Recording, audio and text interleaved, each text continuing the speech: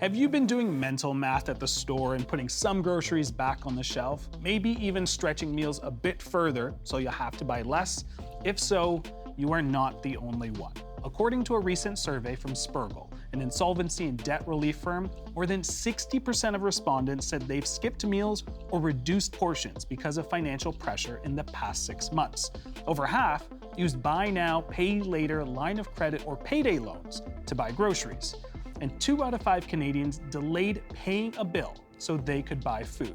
And that's just groceries. Add housing, bills, childcare, and you've got a lot of Canadians worried about the cost of living. That pressure is especially acute for Canadians living alone. The data shows single people pay 66% more in rent and 27% more in household expenses, meaning things like phone bills, internet, and basic supplies. So, is life actually getting less affordable? We look at how the economy is treating Canadians and how many are trying to make ends meet. This is The Rundown.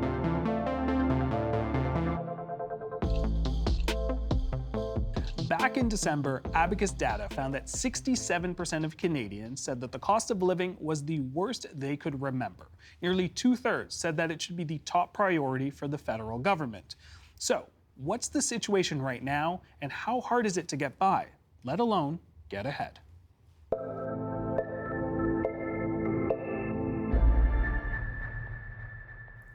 Renée Sylvestre Williams is a financial journalist and author of The Singles Tax, No-Nonsense Financial Advice for Solo Earners.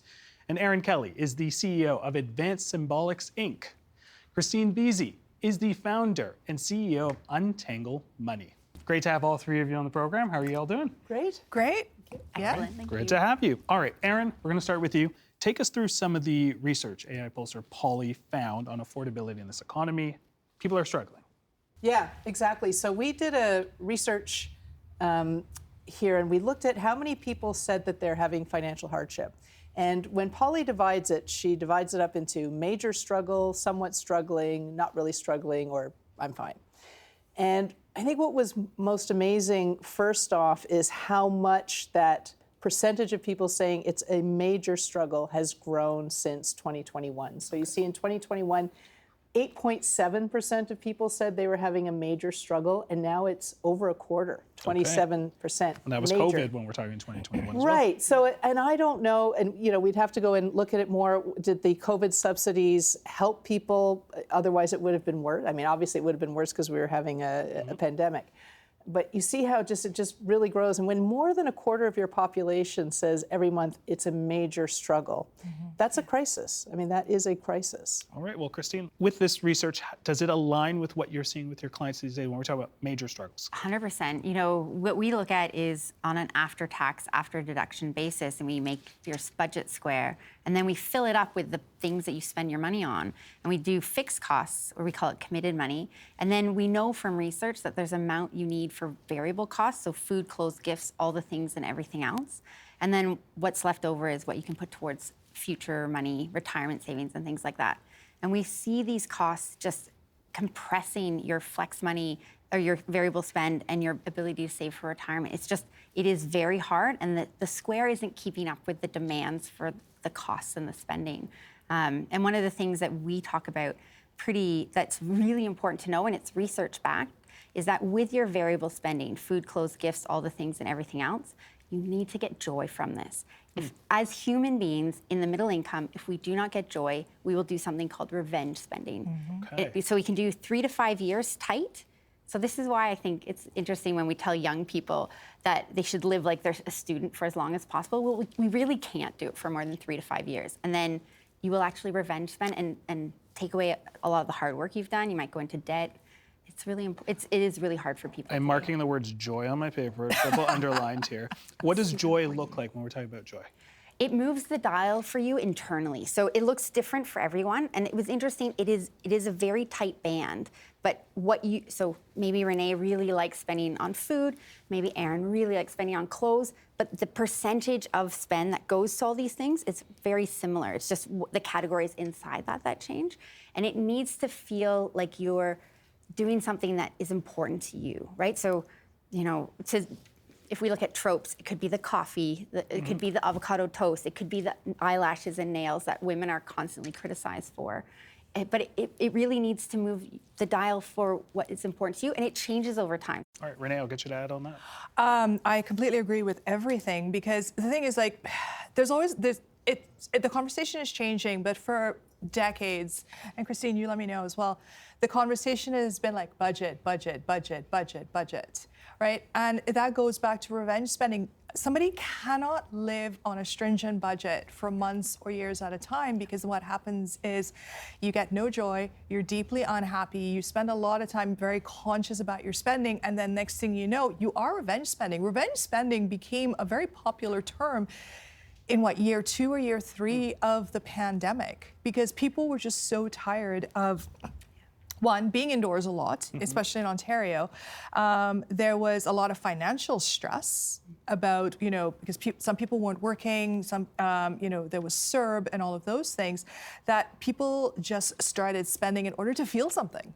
All right, Renée, we're going to move from revenge spending. We're going to talk about sacrifices. So, Erin, what did Polly find in terms of what people are sacrificing to get by right now?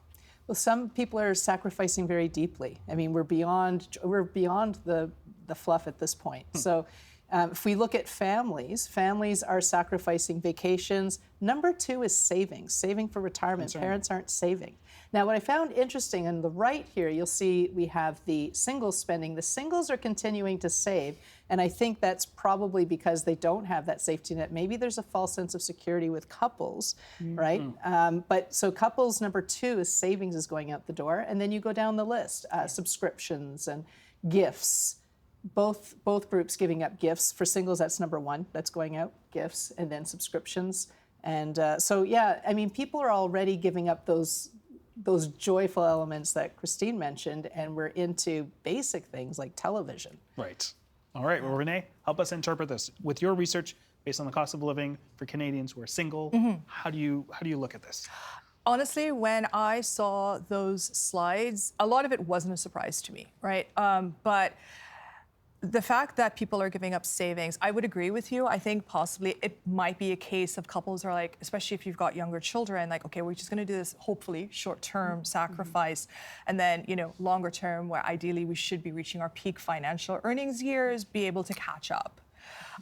The fact that single people are still saving tells me a couple things. I think a lot of single people realize that they do have to save no matter what the situation is, because there's those costs down the road, right? Retirement, what if you're ill down the line, and all of those things, long-term care for yourself. And again, I would also add probably somewhere down the line, as parents get older, as a single person, you may be the sole caregiver for them.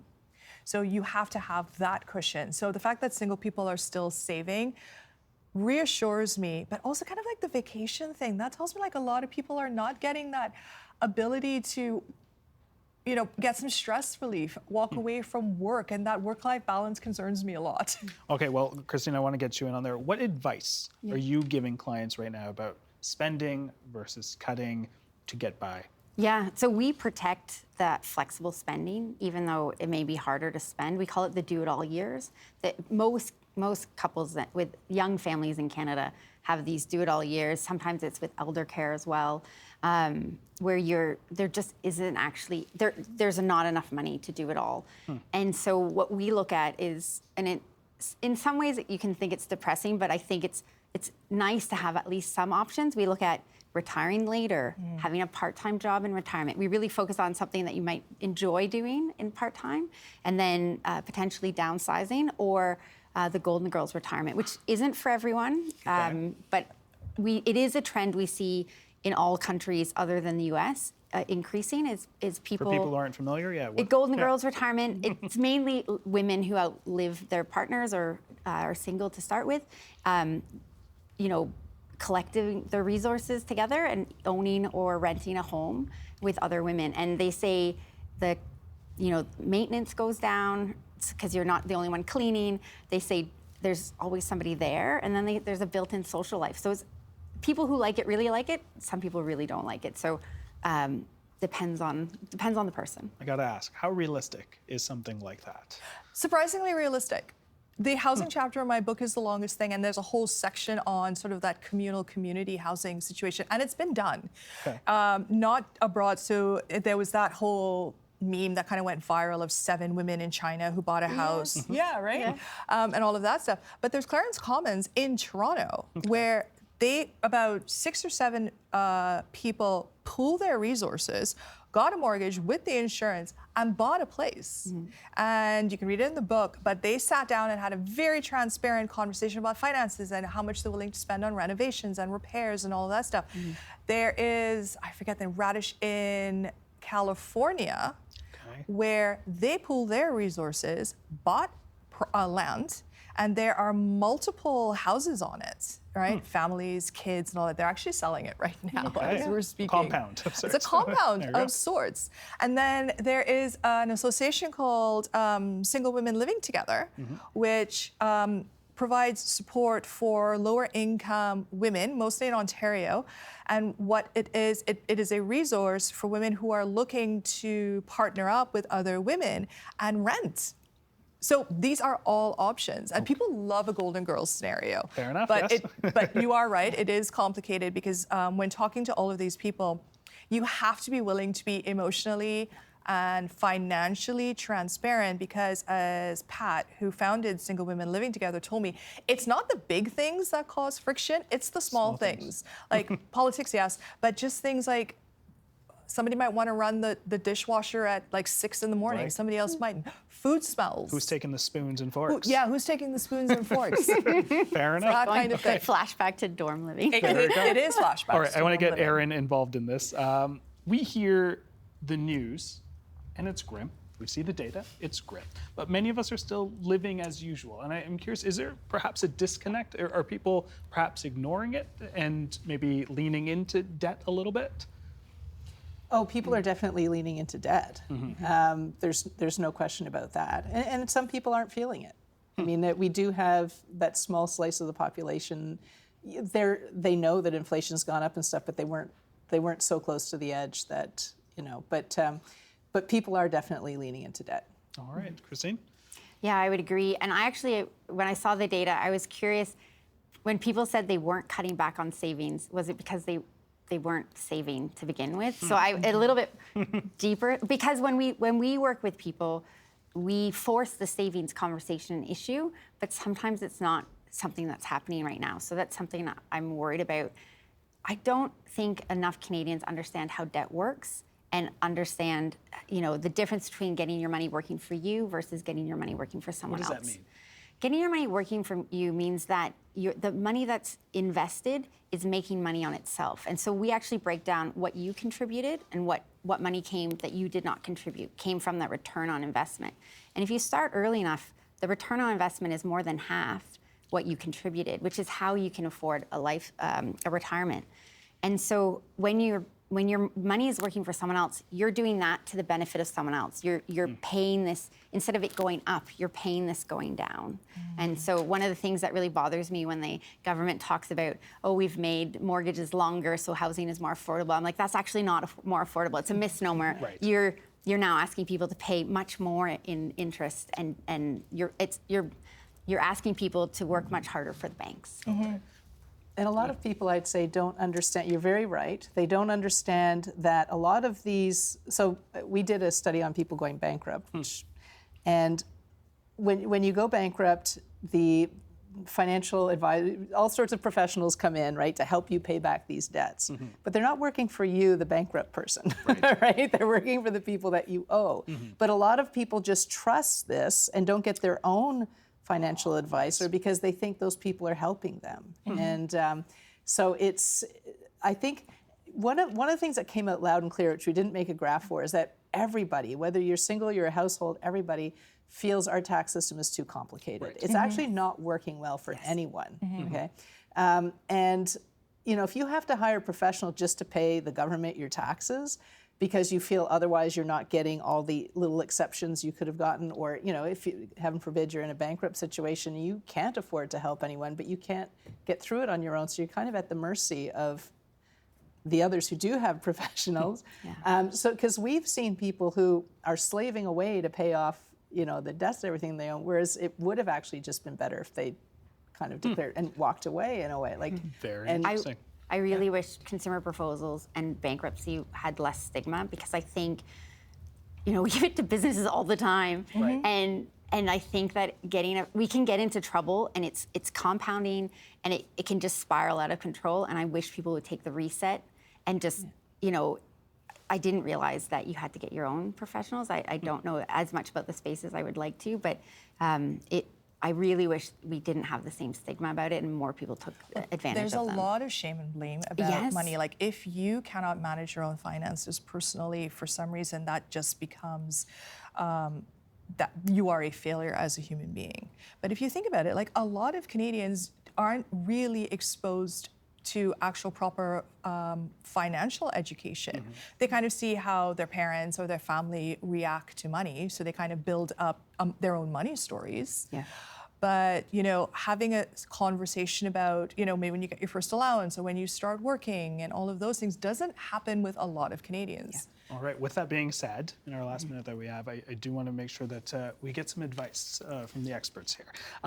So, Kristine, I'll start with you. Despite high housing costs and food costs, Yes. people still might want to save Yes. and can perhaps see the concern there. Yes. What advice can we offer them?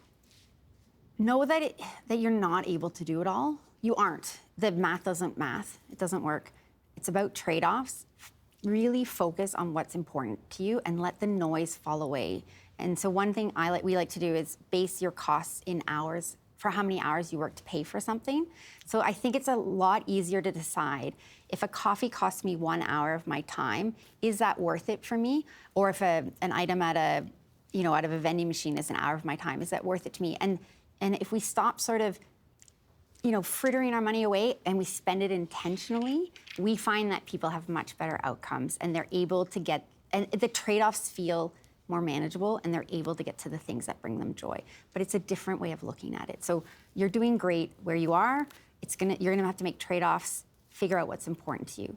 Some people are happy to live with another person, and they don't need to save as much money then. All right, Exactly. Renée, you got the last one? I would add on to that, your lifestyle works for you, right? Don't compare yourself to others. That is just the death of ego.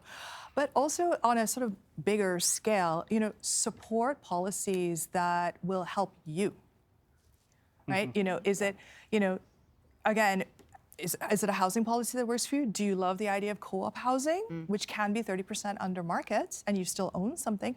Then support those policies. All right. And can I add to the go for it, policies? Erin, yes. I do think that we do need a government level policy change here, simplifying the tax system, and we have an opportunity if we can encourage people saving and investing in Canadian business in a way, we can actually achieve a lot of things that the government is trying to overcome. But we really, to do that, need to overhaul the tax system. All right, we are going to have to leave it there. Renée, Kristine, I really appreciate it. Thank you so much. Thank and you. Erin, this is just the beginning for us. You are going to be back with some more data sets for some future interviews, so we look forward to that. Great. Thank you very much. Really appreciate it. Thank Thank you. you. Thanks, Jan.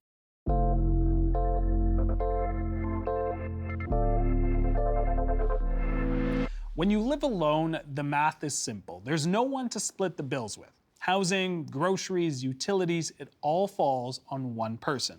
That means single people end up paying more. And there are a lot of single people in Canada, 4.4 million in 2021, making them the most dominant household type. We dig into the financial challenges single Canadians face and strategies for navigating them. Renée Sylvestre Williams is a financial journalist and author of The Singles Tax, No-Nonsense Financial Advice for Solo Earners. And she joins me in studio. How are you doing? I'm great. How are you? I'm doing well. All right, your book offers financial advice specifically for Canadians living alone. Why is it needed? Well, the thing is, so I started my newsletter 5 years ago because I had my own questions. Amidst of COVID, right in the Amidst of COVID, I had time. Yeah. We all had time. We weren't allowed out of our house. I was freelancing full time, so clearly money was top of my mind. And I had a whole bunch of questions. Could I afford to retire? What's going on? And as somebody who works in journalism and communications, and I have done contracts and gig workers, I had what I sort of describe as a whole bunch of puzzle pieces, but I had no idea what the picture was like. Okay, what are we talking about when we're talking about? We're talking about, like, I have an RSP, I have a TFSA, I even had a LIRA from a contract that I did like more than a decade ago, but there was no cohesiveness to it. And because I had time and I'm like, okay, I'm single, like, how much do I have to save if I want to retire? What happens when I get older and my health may not be great? So I started pitching stories. Some landed, some didn't. But then I'm like, there's a wealth of information here. I couldn't really find anything online at the time. So I started the newsletter, and 5 years later, there's the book. But going back to your point about giving advice, is I've noticed in those 5 years, there really wasn't a lot of people talking about being single and how much it costs to be single. But now in the last, I would say 2 years, and this might be my algorithm, but I'm also seeing it in the media as well, there's a lot more conversation about how much it costs to be single. What are they saying? What specifically costs more? Oh, well, housing affordability. Right. Housing affordability, that is the big topic everywhere in any major city across the globe, right? Because yes, you can live with roommates, but if you don't want to, you're shouldering rent, you're shouldering mortgage costs. There's no rental protection in Ontario after, I want to say November 18th or 15th, 2018. All right, so it's really difficult to plan your spending when you don't know how much your rent's going to go up by on a year-to-year basis, especially if your salary does not go up by the same amount. I want to pull up some data. This is information pulled by Erin Kelly of Advanced Symbolics. She had her AI pulsar Polly do some research on this topic, and she found that 59% say housing, no surprise there, is the highest cost. Then taxes at 24%, food expenses next at 13%, leisure at 3%, and transportation at 1.5%. Does this research surprise you? It does not. Like the housing thing, as we just talked about, that does not surprise me. Like the cost of a one-bedroom now is ballpark between 18 and 22, depending on where you go. Obviously, Vancouver and Toronto, most expensive. Right. Food costs, they predicted it's supposed to go up another 5 to 6% this year, right? And it costs a lot to eat relatively healthy, right? Especially now that, a lot of places are not bringing in food from the US because of the ongoing boycott, right? So you're looking further abroad, and then there's transportation costs. And we know what's happening right now in the Middle East. Right. And gas prices already started going up. That's correct. Absolutely. So none of that research surprises me. I am curious, there are going to be some people, when we talk about the cost of what it is to be a single person, whether it's by choice or not, circumstances, of course, if you are widowed or divorced, all that. Some people say that being single is a choice. And so with that, perhaps it does come with a premium. What do you say to that? Yeah, but also being partnered up is also a choice.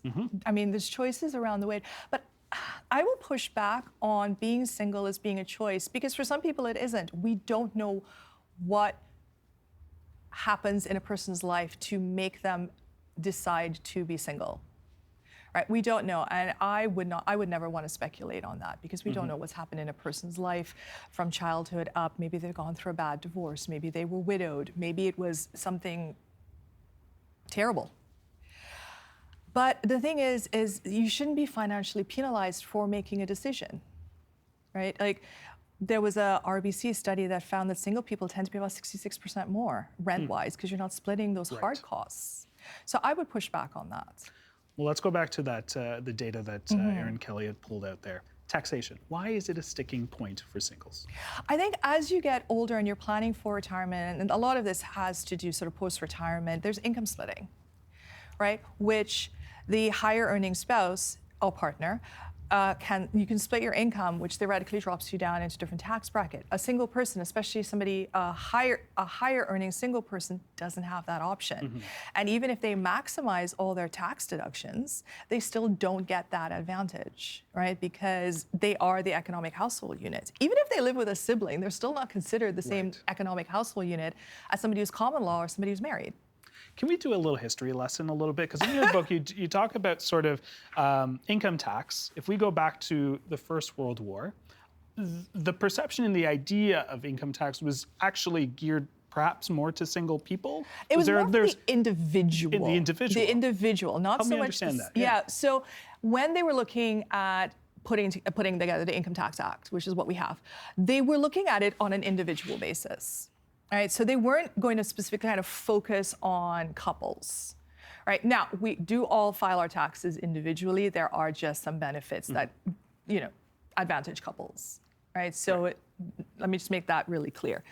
But if I recall correctly, there was some pushback from the official opposition because at the time it was majority men who were working. Right. Right.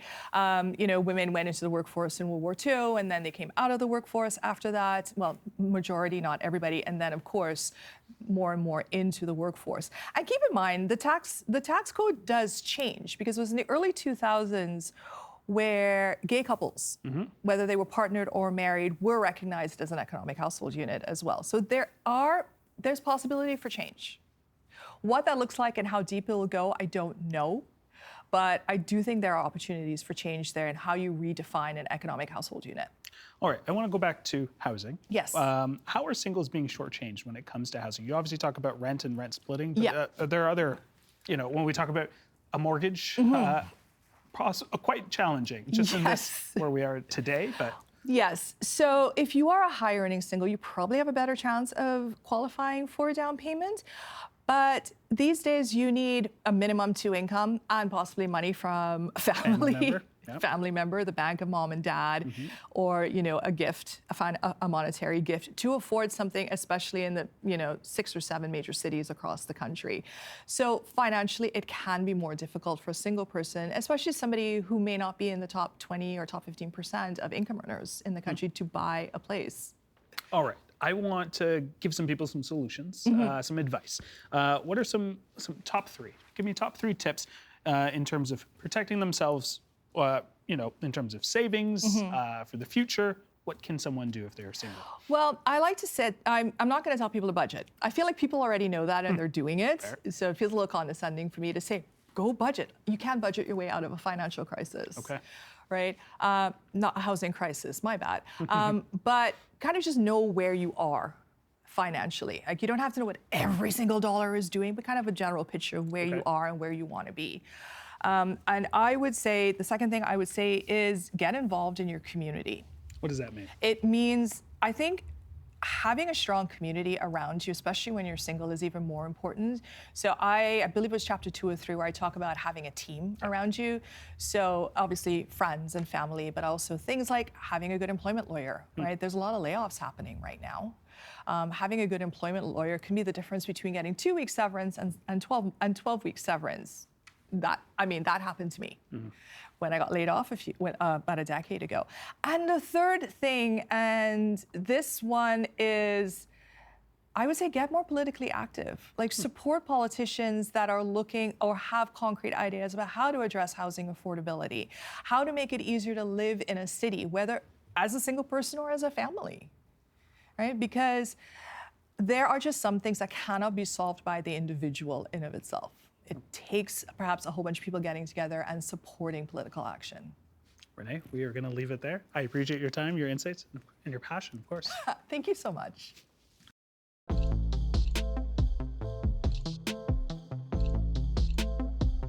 I'm Jayan. Thanks for watching The Rundown. We'd love to know what you think. So send us your suggestions and feedback at tvo.org/rundownfeedback or leave us a comment on YouTube.